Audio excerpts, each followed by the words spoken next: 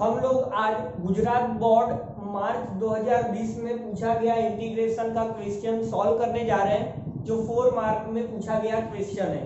ठीक है, तो इस प्रॉब्लम को हम लोग कैसे सॉल्व करेंगे, ध्यान से देखिए। यहाँ पर आपको क्वेश्चन में क्यूब रूट ऑफ 10x दिया है, तो आप एक काम करिए कि 10x की जगह पर आप t क्यूब मान लीजिए। ठीक है, क्योंकि ऐसा करने से क्यूब और क्यूब रूट कैंसिल हो जाएगा। अब आप दोनों तरफ डिफरेंशिएशन कर दीजिए विद रिस्पेक्ट टू x। तो देयरफॉर 10 का differentiation sec2x dx is equal to 3t2 dt हमको मिलने वाला है। अब आप इस sec2 को डिवाइड में ले जाइए, तो dx हमें क्या मिलेगा, 3t2 divide bye sec2x dt। अब हम जानते हैं कि sec2x का फॉर्मूला होता है 1 प्लस tan स्क्वायर x। अब 10x की जगह पर आपको t क्यूब डालना है, बट ये 10 का स्क्वायर है, तो t क्यूब का स्क्वायर मतलब t⁻⁶ होगा। अब ये सारी वैल्यूज आप i में पुट कर दीजिए, तो therefore i is equal to हमें क्या मिलेगा, सबसे पहले t क्यूब का क्यूब और क्यूब रूट कैंसिल होके t देगा।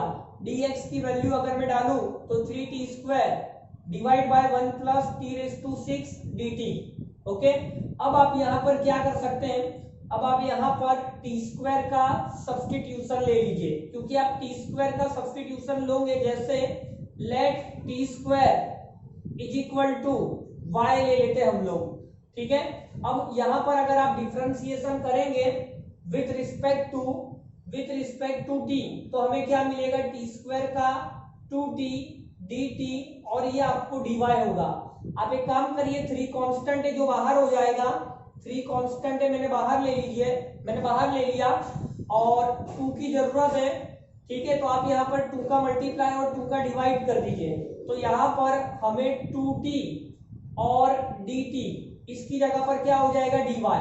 तो therefore i is equal to 3/2 integration 2t dt आपका क्या हो गया, dy। t² की जगह पर आपने y माना है, तो ये y डिवाइड बाय 1 प्लस, आप समझिए कि t⁻⁶ जो है मैं इसे t² का क्यूब लिख सकता हूं, और t² की जगह पर y डालूं तो ये y का क्यूब होगा, तो ये आपको 1 प्लस y क्यूब हो गया। अब डिवाइड में आप a cube plus b cube का फॉर्मूला लगा दीजिए, a plus b bracket a² minus ab plus b²। तो ये डिवाइड में आप ये फॉर्मूला अप्लाई करेंगे, तो i इज इक्वल टू हमें क्या मिलेगा, 3/2 integration y divide by 1 plus y into 1 minus y plus y² dy। ठीक है, आप लोगों को यहाँ तक समझ में आ चुका होगा। अब यहाँ पर मैं पार्शियल फ्रैक्शन मेथड अप्लाई करूंगा इस इंटीग्रेशन को सॉल्व करने के लिए।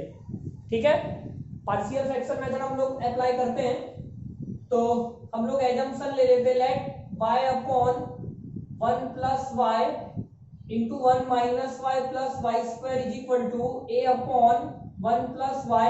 अच्छा, अब यहाँ पर ध्यान से देखिए कि ये क्वाड्रेटिक पोलिनोमियल है, तो आप क्या करेंगे, यहाँ पर by प्लस c आपको लेना पड़ेगा, तो 1 माइनस y प्लस y²।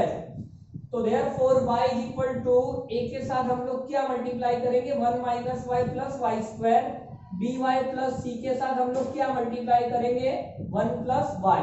अब आप एक काम करिए, अंदर सब कुछ मल्टीप्लाई कर दीजिए, तो therefore y is equal to a minus ay plus ay²। अब by को मल्टीप्लाई करने जा रहे हैं, तो by और ये y से मल्टीप्लाई होगा तो by², c का मल्टीप्लाई करेंगे c प्लस cy। अब आप एक काम करिए, equating the coefficients of like terms. ठीक है, आप y के इक्वल पावर वाले कोएफिशिएंट्स को दोनों तरफ से इक्वेट कर लीजिए, तो आप देखो कि लेफ्ट साइड में y² का कोएफिशिएंट 0 है और राइट साइड में ab दिख रहा है, तो मैं यहाँ a प्लस b लिखूंगा। लेफ्ट साइड में y का कोएफिशिएंट 1 है और राइट साइड में माइनस a दिख रहा है और प्लस c दिख रहा है। ओके, माइनस a, अच्छा b भी दिख रहा है, ये b भी है, तो आपको प्लस b भी लिखना पड़ेगा। एक बार वापस देख लीजिए, y का coefficient 1 minus a plus b plus c। अब आप कांस्टेंट टर्म को इक्वेट करेंगे, तो लेफ्ट साइड में कांस्टेंट 0 है, अगर राइट साइड की मैं बात करूं तो a प्लस सी दिख रहा है, a प्लस सी दिख रहा है, ठीक है। अब आपको इन तीन इक्वेशंस को सॉल्व करके तीन अननोन ए बी सी की वैल्यू फाइंड आउट करनी है, ठीक है। तो मैं क्या कर सकता हूं, देखिए आप, मैं a को लेफ्ट साइड ले रहा हूं तो माइनस a की जगह पर मैं b लिख सकता हूं, ठीक है। और यहां पर मैं a को लेफ्ट साइड लूं तो minus a is equal to C. अच्छा, आप इन दोनों को कंपेयर करिए, यहां से हमें पता चल रहा है कि b इक्वल टू सी होगा, यहां से हमें पता चल रहा है b इक्वल टू सी होगा। तो अब आप वैल्यूज डाल दो यहां पर। कैसे वैल्यूज डालेंगे, देखिए, ये 1 is equal to minus a की जगह पर मैं b डाल सकता हूं, ये जो माइनस a है, मतलब मैं सब जगह पर b लिख रहा हूं, b, अपने b पहले फाइंड आउट करते हैं। तो माइनस a की जगह पर मैं b लिख सकता हूं, तो ये माइनस a था तो ये मैंने b कर दिया। इस c की जगह पर आप क्या करिए, देखो b और c तो बराबर है, मतलब इस c की जगह पर मैं b लिख सकता हूं, और ये तो b था ही, मतलब 3 times b is equal to आपको क्या मिल रहा है, 1। तो यहां से मुझे b मिल गया 1/3, और यही मेरा cb होगा क्योंकि b और c आपस में बराबर है। अब a जो है वो b का अपोजिट नंबर है, तो यहां से पता चला कि a आपका -1/3 होना चाहिए। तो आपने a b c की वैल्यूज फाइंड आउट कर ली है। अब हम लोग इसमें पुट करके सॉल्व करने वाले हैं, तो आप इसका एसएस ले लीजिए, फिर हम लोग आगे बढ़ते हैं।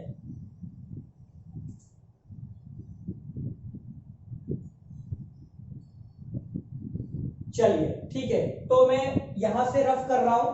अच्छा, आप लोगों ने क्या क्या वैल्यूज एज्यूम की वो मैं लिख कर रख दूं।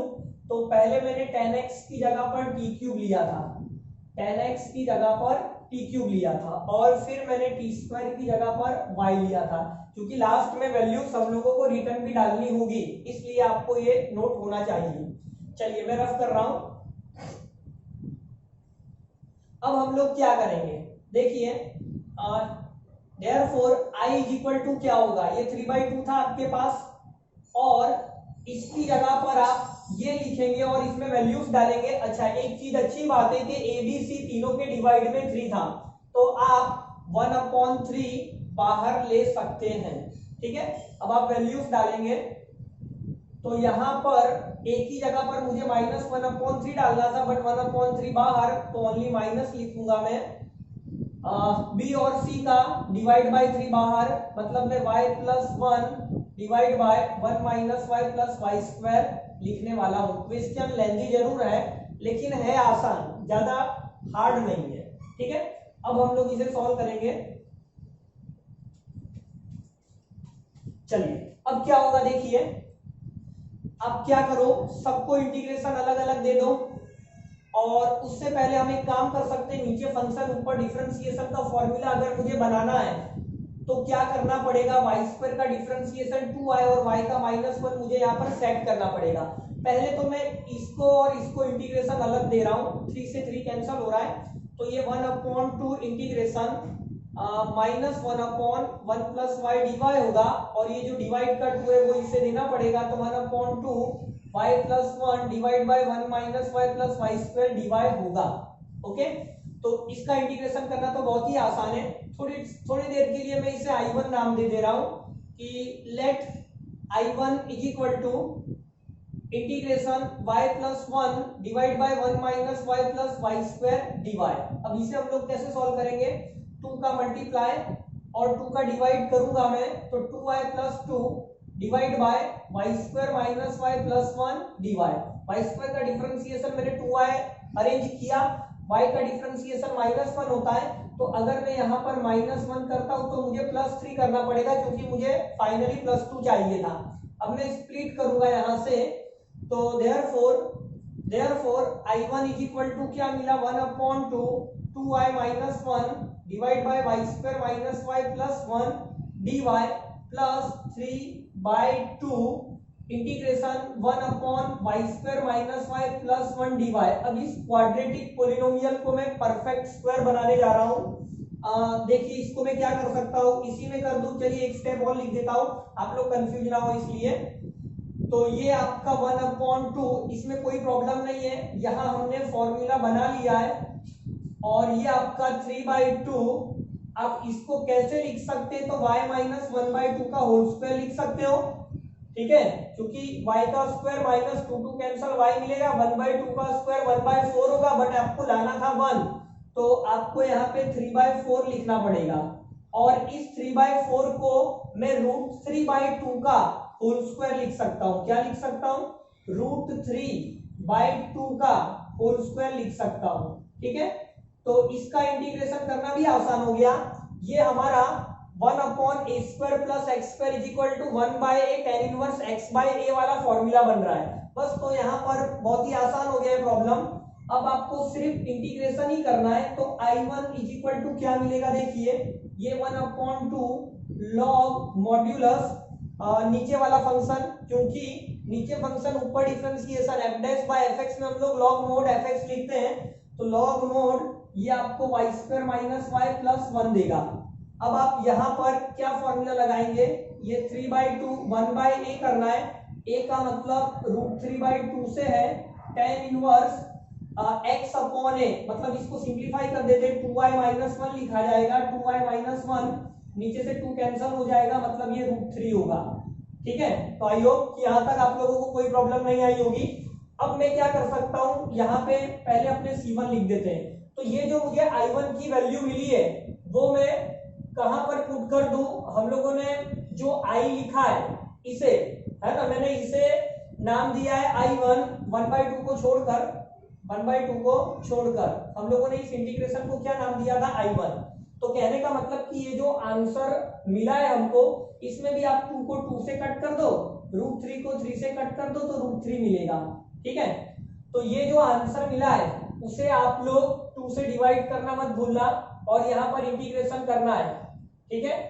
तो देयरफॉर फाइनली मेरा आंसर क्या होगा, therefore I is equal to, मैं ये वाला इंटीग्रेशन कर रहा हूँ, -1/2 log मॉड्यूलस 1 प्लस y।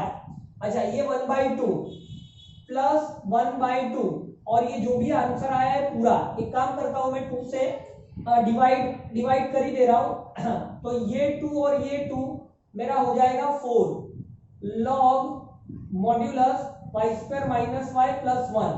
अच्छा, ये √3 था, ये √3 डिवाइड वाला 2 आएगा, और नीचे और कुछ नहीं बचा है, tan inverse 2y minus 1 divide bye √3। अच्छा, ये C1, और इस इंटीग्रेशन को सॉल्व करने के बाद जो भी कांस्टेंट आएगा, मतलब मैं फाइनली मर्ज करके C लिख दे रहा हूं, ठीक है। अब इसके अंदर हमें वैल्यूज पुट करनी है जो हमने एज्यूम की थी, मतलब आंसर तो आ चुका है, बस सिर्फ वैल्यूज रिटर्न करनी है। तो मैं यहां से आगे बढ़ूंगा, आप लोग इसका एसएस ले लीजिए।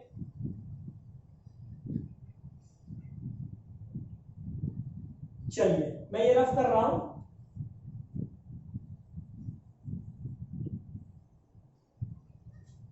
ओके बेटा, तो अब आप देखिए